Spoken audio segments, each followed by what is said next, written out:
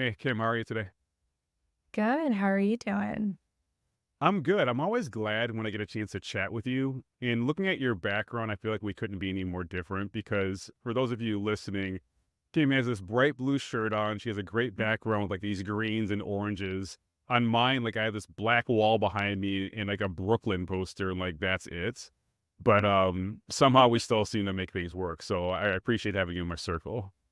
Well, sometimes I actually just posted on Instagram not too long ago that I was burning sage in my office to like clear the air because I work in client services, and I was joking that sometimes it just feels like I don't know if it's the full moon or people get like a touch of the crazy. And so sometimes I have a bright office and wear bright clothing to say, like, okay, we are going to have a happy day. I will force myself to have a happy day, and we are not going to let it go sideways. So a lot of times my bright colors are forceful in just wanting to try to surround myself in the best atmosphere as possible. I love it. So you're focusing on being a thermostat as opposed to a thermometer, right? So you're controlling the Exactly. atmosphere, not reacting to it. I dig that. And you mentioned that you work in client services. Let's just go ahead and introduce yourself. So what do you do? So I'm Kim Kaupe. I run a marketing agency. I have for 13 years, Taylor Swift's lucky number, which has been super fun and exciting, and all of the roller coaster peaks and valleys that you can imagine with running your own company. But we are in client services, as most agencies are, and we work specifically with entertainers, musicians, comedians, sports team, and we work with them to super serve their fan bases and create really awesome experiences and physical products for their fans to keep and buy and love. Awesome. So how would you say things are going just overall these days? What are you up to? How are things going like, personally and professionally?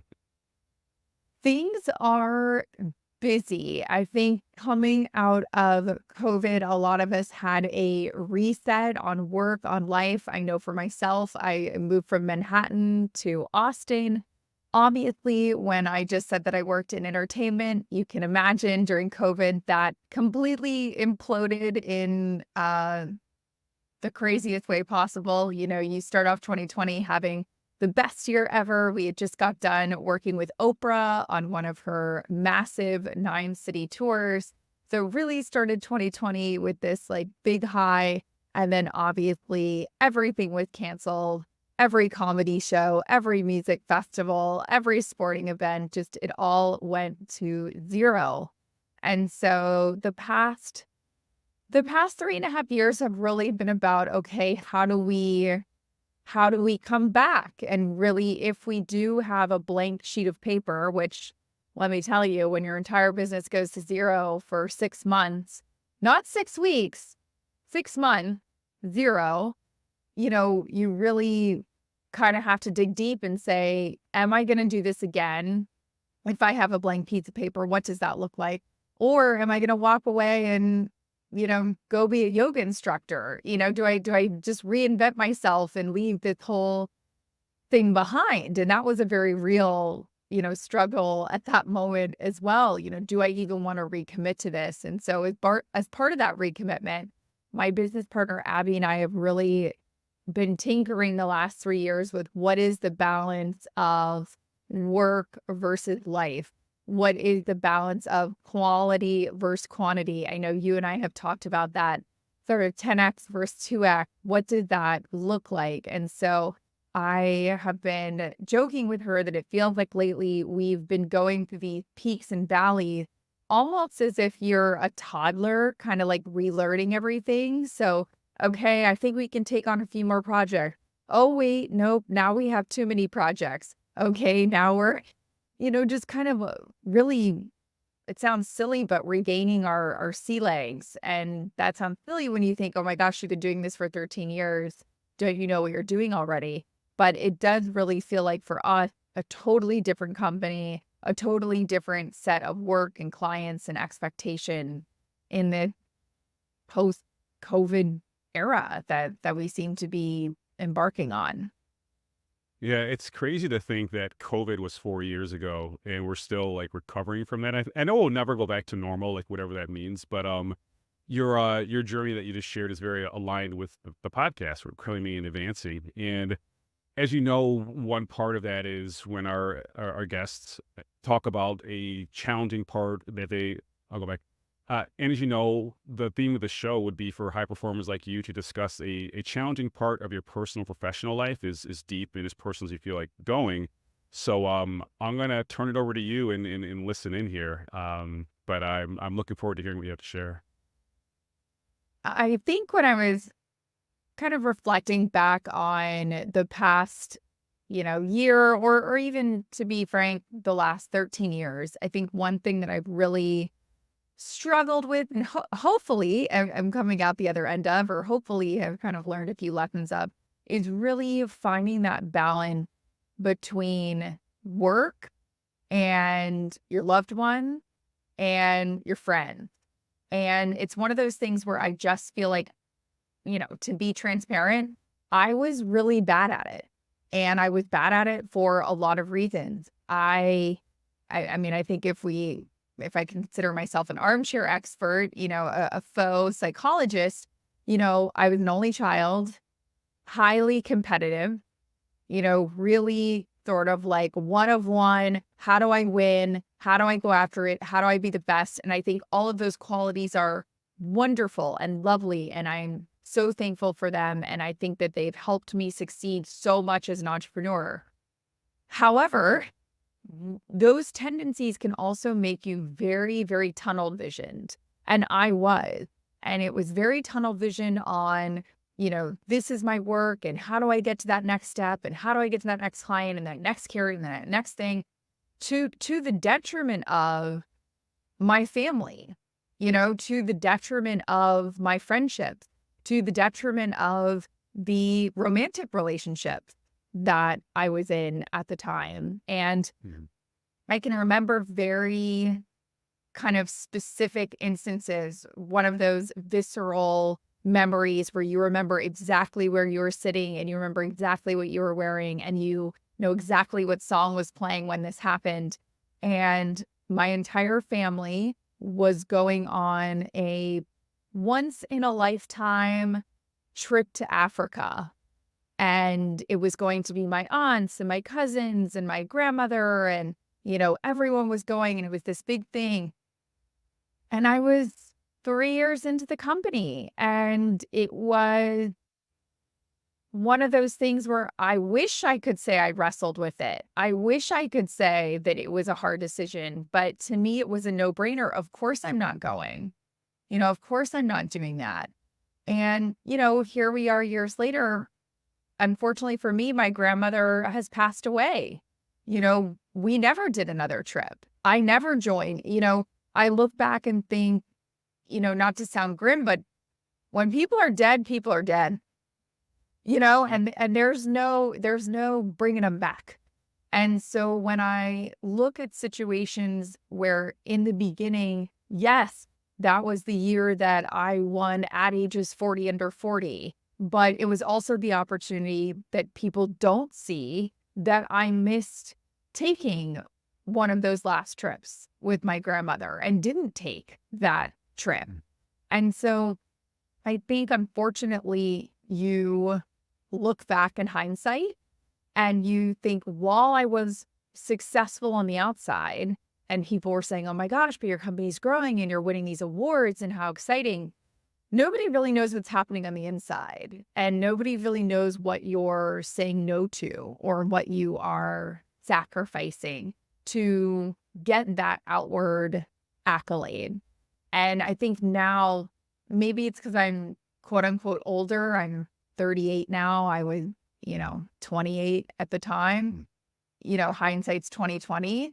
You kind of look back at it and say, is that something that was a good idea or not? And I think even now, as a 38-year-old woman that has been married for 2 years and is now trying to get pregnant and trying to conceive, and, spoiler alert, it's not as easy as your high school sex ed class was made it out to believe where, a boy touches you and, suddenly you're pregnant.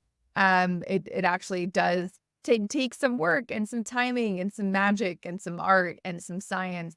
And getting help with that journey, also has me reflecting back in a 2020 hindsight. And, of course, you have to like give yourself grace. And I go to church and I pray and I forgive myself and all that stuff. But you do kind of think back and say, should we have gotten married sooner? Should we have tried conceiving sooner? Did I prioritize work too much? Was work too much at the forefront and not enough about life? And of course, you can't live with regret, but it is something now that I'm, cognizant of. And as I talk to people who might also be along the entrepreneurial journey, especially women, obviously men, I think Robert De Niro just had a kid and he's like 83. So Okay. I don't know if that's a good decision. More power to him. 83 seems a little old to start procreating. Yeah. Who am I to judge? For At women, least his we've kid can watch definitely his movies because he ain't going to be around for too long. exactly. He is not going to be around when that kid is hitting their 20s. That's for sure. So, it is one of those things that you kind of think back, and I always am really stressing to entrepreneurs that you have to, as great as it is to be competitive and as great as it is to get those accolades and those achievements, you really, really, really have to make a conscious effort to kind of zoom out and say, what is my relationship with my family like? What is my relationship with my friendships like? What is my relationship with, at that point, a spouse, a partner, a boyfriend, a girlfriend, whatever it is? And am I really prioritizing that in the best way? Yeah. It's interesting we're just now having this conversation because I've had so many similar experiences, and I'm going to try to share them as eloquently as you have. But on my end, I used to teach a workshop for the school here in New York City that paid $8,000 a week. And that was a lot of money for me back then. I mean, it still is. I mean, if I made $8,000 in a week, I'm happy. But I I also had an uncle out here who unfortunately passed away while I was teaching that course. And I knew that if I had to take time off to go to his funeral, I would get replaced and perhaps not be able to teach that course anymore. And at the time, I was bringing like $100,000 a year just teaching the same course over and over again, and didn't have a really good foundation outside of that. So I didn't go to the funeral. And I felt horrible because when I first moved to New York City, he was my only relative here. So I would go to his house, his wife was there, great experience. And like everyone in my family was expecting me to go. They're like, what are you doing? We can't go there. Like, why are you not there? So, there was a lot of regret there. And I just learned from that, like, hey, look, you can never be so dependent on one job or one opportunity that you can't show up for your family. Now, on the other end, there was a time when a friend of mine had a wedding that, I was invited to, but at the same time, I got invited to speak at South by Southwest. So I was like, ugh, that's tough. But you know what? I'm going to South by Southwest, right? So there are times when you can make sacrifices that feel uncomfortable, but you've been at enough weddings, no one really remembers who was there or what happened. So it's like that felt okay. But I'm just more aware of how I'll feel 5 years from now with those decisions. And that's what guides my actions. And I think another challenge that you and I experience as well, because I've suffered a lot of loss. I mean, I lost my brother a couple months ago. I lost my son. Like, just the list goes on. But what happens sometimes is when your friends see you active on social media, like, oh, he must be okay now. And they try to flood you with like support or questions or just like, going back to business as usual. And you can't do that, right? You're not ready. But on your end, you're more active than I am. So how does it feel for you when you're putting up a few posts just to keep the lights on, right? Just to keep your business going. And then your friends think, oh, Kim's back. Let me go flood her with like, all these memes and shit. Like, how do you respond like when that happens? How does that feel internally and how do you respond? Yeah, I think for me, the way I've really come to have a relationship with social media as of late is trying to come at it as best I can from a place of authenticity. So if that means that for 2 or 3 days, I do feel off and I'm not feeling super great about life or work or whatever it is, I just don't post. I just say it's just not coming it's not coming in a natural way to me, and I don't want to force it. On days where I do feel like I have to show up and I have to post something and I have to make it, whatever, motivational or positive or something like that, I will sometimes say to friends, I'm struggling with this, or I will do the post, but in the Instagram story, I am a little bit more real and raw and say, hey, I had to post this thing today because I just felt like I needed to show up, but I'm still not feeling 100%. And even just that slight indication, I think is really helpful to people. And I think by now also a lot of people realize that social media is the greatest hits album. Yeah. It's everything that you want people to see and you want people to interpret. And so I think hopefully a lot of us give each other grace to know that everything might not be as sunshine and rainbows as your Instagram feed may make it appear. Yeah. Now, I'll say this though, I appreciate the content you put out because you're not just the highlight reel. I mean, I remember there was at one point you were alluding that some of your husband's friends were just being rude to you for one reason or another. And I just applauded you. You're like, oh, there's a lot of snakes out there. I was like, well, Kim's going in right now. But I just love the fact that you were so real. Like we all saw you have this beautiful wedding to this amazing guy. And you're there just like on Instagram, like brushing your teeth, just talking about how these people are like haters and they're watching this. And you're like, good, I'm glad you're watching. You should stop and you stop talking shit. So I mean, I appreciate how the fact that you were that bold and direct with people. Yeah, I think also it's one of those things that I just realized, to your point, I think anyone who has experienced loss, whether it is a family member or a friend, I had a friend who passed away, 2 years ago. We were super, super close. She was young, you know, elementary school aged child of brain cancer, something that nobody can prevent. There was no cure. She passed away. It was horrible. And I just sort of realized, nothing is promised.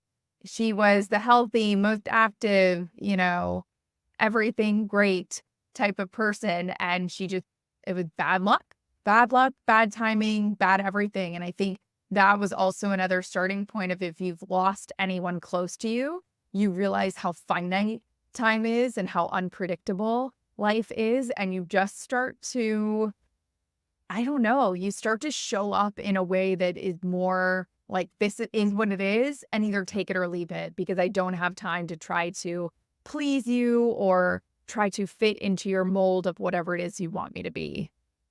Yeah. Yeah, there's a freedom that comes from experiencing that type of loss because you're now less likely to get influenced or even irritated by some of the small things in life that normally would upset you because you're like, look, I've been through a lot worse and this ain't it. The one exception I will have is when your husband leaves those plates on the staircase, but ooh, that's well, okay. I'm on Instagram. You know exactly what I'm talking about. But outside of that, I mean, I can juxtapose pretty much any situation and say, look, this ain't the worst thing I've ever been through, and it makes you gritty. It makes you more resilient. I think the hard part is not becoming hard or calloused as a result of that. And I think you've done an amazing job of still showing up as the full version of yourself, even though you have been through these challenges. So I appreciate you sharing that with us. No, thank you. And I think it's one of those things that you just, unfortunately, also, I don't know if you've experienced this, but sometimes when I will speak to younger entrepreneurs and I tell them, I did have a boyfriend that I loved very much that we were dating for, 2.5 years, like broke up with me. Like we lost that relationship because I was too focused on work. My grandma passing away, you try to like warn them. I imagine it's sort of when you tell a college kid, like, enjoy those college years. And in their head, they're just like, look at this old person, like telling me to enjoy my life. Like, go away, boomer. And I imagine it must be that same feeling of you're trying to impart on entrepreneurs. And by the way, these could be entrepreneurs that are in their 50s, but just that are going on the entrepreneurial journey for the first time. And you want to say like, be sure to prioritize your family or be sure to prioritize your spouse or your partner. But a lot of times, unfortunately, I think people also just have to go through it themselves. Like they have to lose, someone close to them, or they have to get on the rocks with their significant other. And you hate to see it because it's kind of like watching a car accident. You're like, oh, I see it happening, but there's no way to stop it.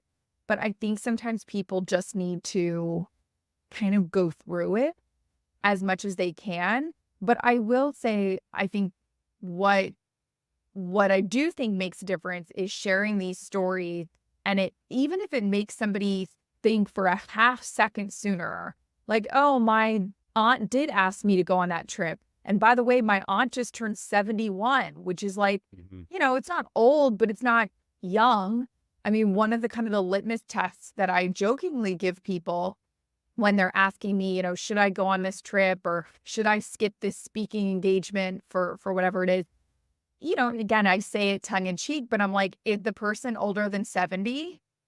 Mm, And if the answer is yes, I'm kind of like, you know, uh, mm, maybe reconsider that because, that person might not be around. And that's not to say, of course, God willing, it doesn't happen, but I could get hit by a bus tomorrow. I mean, obviously, nothing is promised, but I think the older you get in life, health complication, older people maybe not being able to travel, they can't come up and visit you like they could a decade before. So again, I say it sort of tongue in cheek, but there's always a little bit of truth to every statement, which is like, how old is the person? And mm. that should be a little bit of your guiding light. Yeah, I think even having those frameworks or prompts in your mind will help you make better decisions. They're not always going to be right, but at least they'll be more considerate. So I appreciate that. And on your podcast, Coffee with Kim, you like to have people give homework to the audience. So I'm going to ask you to do the same thing. So first of all, where can we learn more about you? And then second of all, what homework would you give to our audience who might be going through a tough time or maybe is hesitant to take some big opportunity in front of them? You can follow me on Instagram, and LinkedIn is where I'm the most active. On Instagram, you can just start typing in Kim Kardashian, just KIMKA. And I'm like the one right under her. I'm Kim Kaupe, which is a U, not an R for Kardashian. And I will be the Kim K with lots of clothes on, not the Kim K with little clothes on. And LinkedIn, same thing, Kim Kaup. But I think if I could give one piece of homework or advice to somebody that is going through a hard time, it would be pick one person. And it doesn't even have to be a person that's necessarily close to you. It doesn't even have to be somebody that you have met in real life. There are some times where I will share things in my Instagram DMs with people that I've never met that I have not even shared with the people that live in Austin that I see on a weekly basis. Because in a weird way, there's something safe about sharing with somebody that you maybe don't come in contact with or don't know as well. And so I would say pick one person. Maybe that's somebody super close to you. Maybe that's somebody, an Instagram friend that you've never met, but share whatever it is that you're going through. I'm nervous I'm going to get fired, or I'm nervous I'm not going to have any clients next quarter, or, whatever fear or worry or anxious trepidation that you're having, pick one person and share it. Awesome. Good advice. Thanks, Kim. Great having you here. Thank you.